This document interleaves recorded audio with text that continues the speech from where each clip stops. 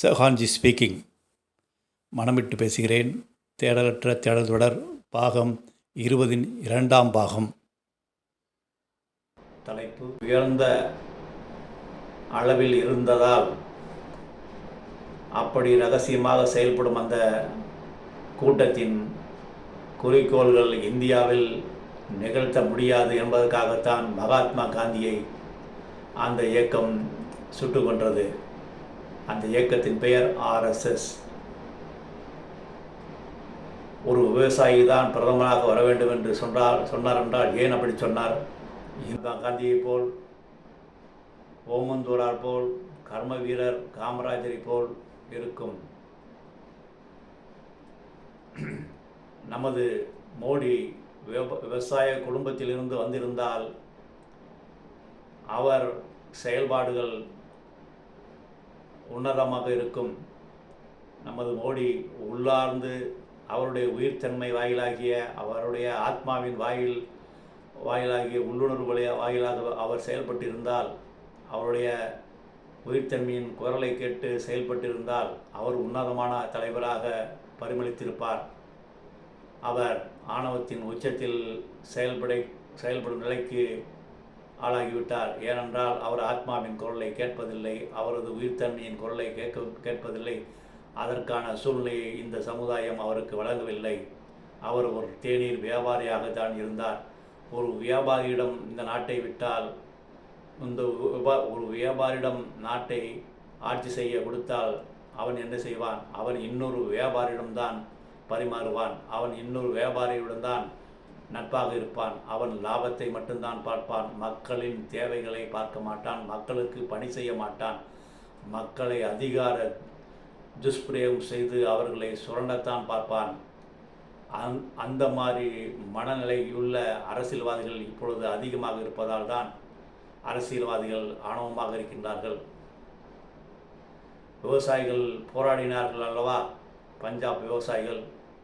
அதே ஒரு வியாபார மனப்பான்மை இல்லாத ஒரு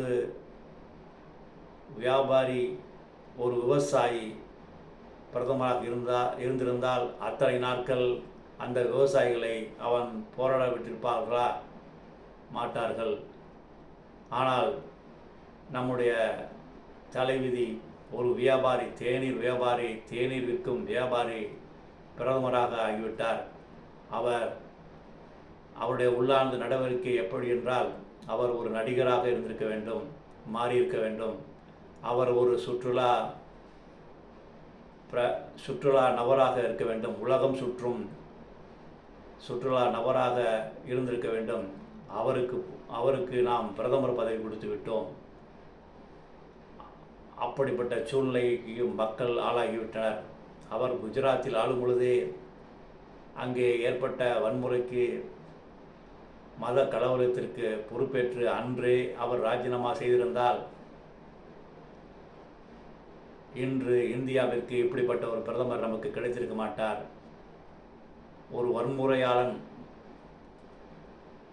அவர் ஆட்சியில் நடந்த வன்முறைக்கு பொறுப்பேற்காமல்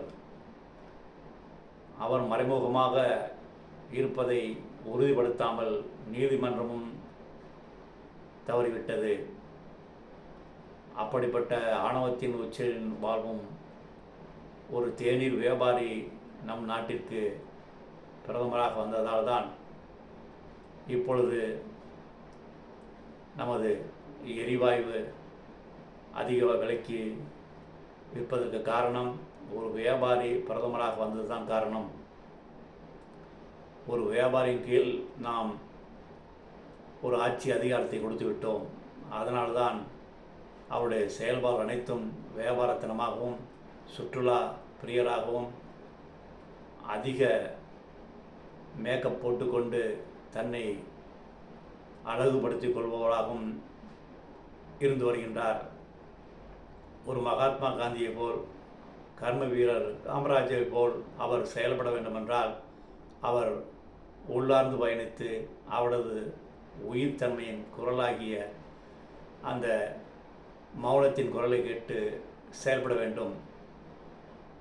அதற்கு அவர் ஆசைப்பட வேண்டும். அவர் ஆசைப்படுவாரா? அவர் புயலின் பரிதியில் இருக்கின்றாரே, அவர் எப்பொழுது மையத்திற்கு செல்வது? அவர் மையத்திற்கு சென்றால்தான் அவர் இயல்பான, பணிவான, உன்னதமான சேவை புரிகின்ற தலைவராக இங்கு செயல்பட முடியும்.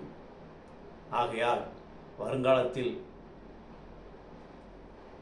பண்புள்ள, மனித பண்புள்ள, மனிதாபிமான, சேவை மனப்பான்மை மிக்க தலைவர்கள் தோன்ற வேண்டுமென்றால், எந்த ஒரு மனிதன் அவனது உயிர்த்தன்மையின் குரலாகிய ஆன்மாவின் குரல் கேட்டு செயல்படுகின்றானோ அப்படிப்பட்ட மனிதனை தலைவனாக தேர்ந்தெடுக்க வேண்டும், அரசியல்வாதியாக தேர்ந்தெடுக்க வேண்டும், அவர்களை ஆட்சியில் அமர வைக்க வேண்டும். அதற்கு மக்கள் உள்ளார்ந்து பயணித்து பெரும்பான்மையான மக்கள் உள்தன்மையில் உள்ள உயிர்த்தன்மையின் குரல் கேட்டு அரசியல் தலைவர்களை தேர்ந்தெடுக்க வேண்டும்.